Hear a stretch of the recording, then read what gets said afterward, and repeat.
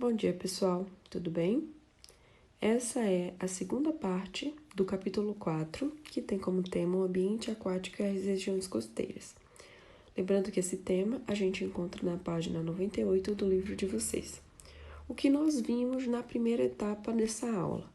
Nós vimos a região litorânea do Brasil, vimos as características da zona da costa, que a gente chama do litoral brasileiro, vimos alguns ecossistemas de manguezal, de costão rochoso, de restinga e dunas. Vimos também a vida aquática, como é dividida em zonas no oceano, na água, na zona fótica e eufótica. Vimos também os tipos de organismos que nós podemos encontrar nessas zonas, os plânctons, os néctons e os bêntons. A partir daí, a gente começa o nosso tema da nossa aula de hoje, que é vida no mar, ok? Então vamos lá. Esse tema a gente vai encontrar na página 105 do livro de vocês. Galera, as regiões do mar onde há maior biodiversidade são aquelas menos profundas, ou seja, mais perto do litoral. É onde tem maior abundância de luz, de matéria orgânica, de algas, né? E também de fitoplânctons, que fazem parte da fotossíntese e produzem rapidamente nutrientes para os consumidores que virão da cadeia alimentar, ok? Bom, existe um fenômeno chamado de corrente de ressurgência. A corrente de ressurgência, ele faz com que contribua com a ocorrência de muitos organismos de fundo do mar para a parte mais litorânea. Porque, como o nome já diz, é uma corrente que vem do fundo para a região mais superficial da água. Observem na imagem, essa corrente natural que ocorre devido às mudanças de temperatura da água, né, faz com que a água mais fria suba por causa da sua densidade, empurrando a água mais quente para baixo, fazendo esse rodízio aqui. Isso faz com que muitos organismos da parte de fundo tenham a chance de voltar para a parte superficial, encontrando então boa quantidade de matéria orgânica, de luz, para adquirir o seu nutriente. Outras regiões de grande biodiversidade são os recifes de corais, que se desenvolvem em águas pouco profundas e quentes. Devido a essas condições, faz com que esse ambiente seja rico em matéria orgânica e atraia os seres vivos para essa região.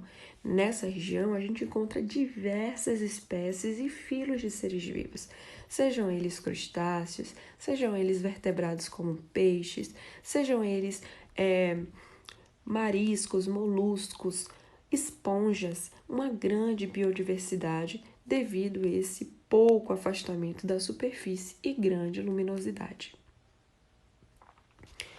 Os corais obtêm boa parte do seu alimento através de algas que vivem dentro dos seus corpos. Observem esse coral. Esse coral ele é chamado de cérebro. Adivinhem por quê, né? O formato dele lembra muito o encéfalo. Então, assim, ó, dentro desses sulcos, que são essas aberturas aqui que vocês conseguem ver, ficam muitas algas e elas fazem fotossíntese e acabam liberando boa parte de nutrientes para esse tipo de coral. Então, existe uma troca aí de condição ideal para a vida, ok? Só que nos últimos anos, os pesquisadores perceberam que os corais de grande parte das regiões têm ficado esbranquiçados, com a cor branca. Isso significa o quê? Que as algas presentes dentro desses corais têm morrido.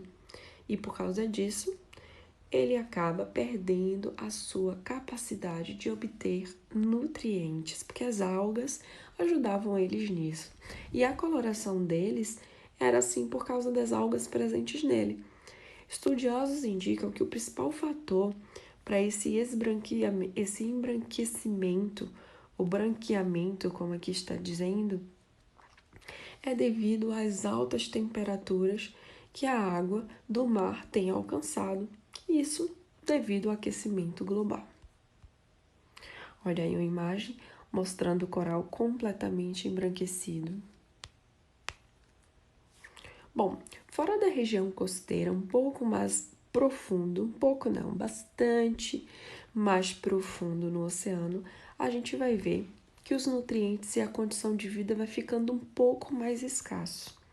Abaixo de 2.000 metros de profundidade, a gente chama essa região de zona abissal, que é sem nenhuma condição de luz.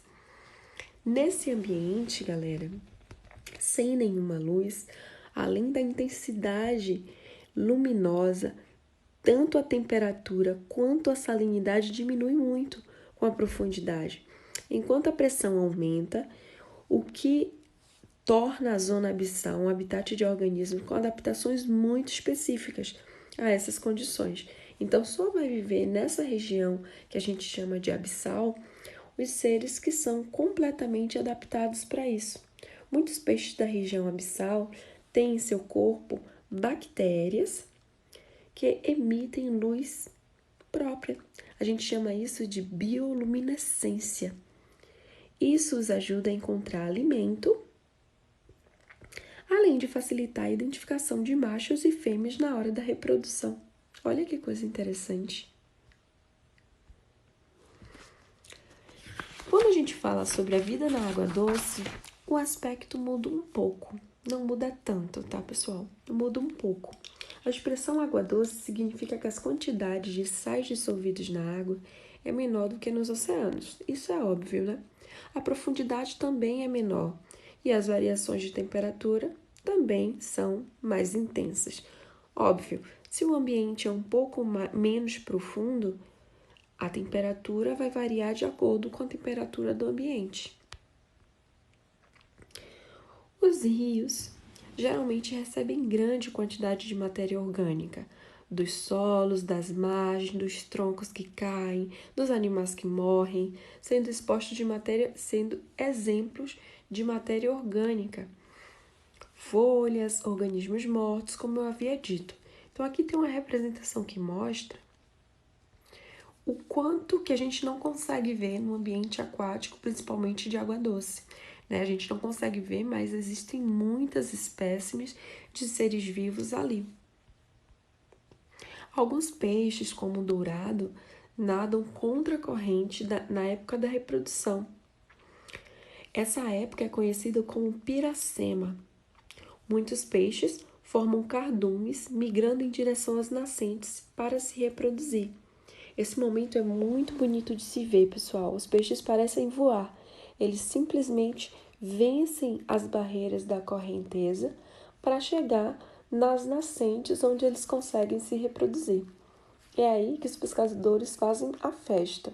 Mas a gente deve perceber que a gente precisa respeitar os momentos da reprodução, porque se não houver reprodução, a gente não tem esses animais no próximo ciclo.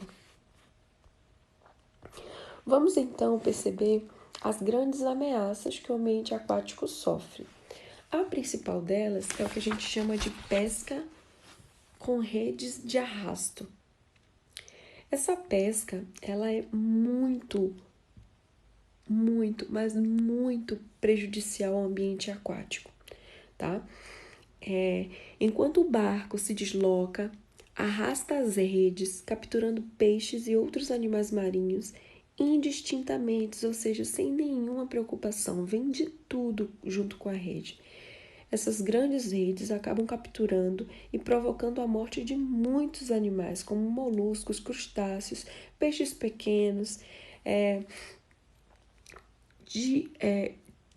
que não vão ser comercializados, além de outros animais como tartarugas marinhas.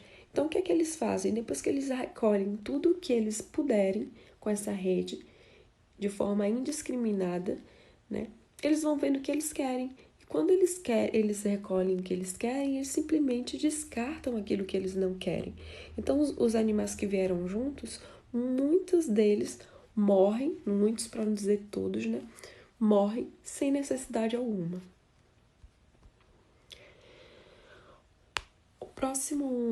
A próxima ameaça que nós vamos ver é o lançamento de substâncias não biodegradáveis, que significa que não se decompõem com facilidade nos cursos da água, como metais.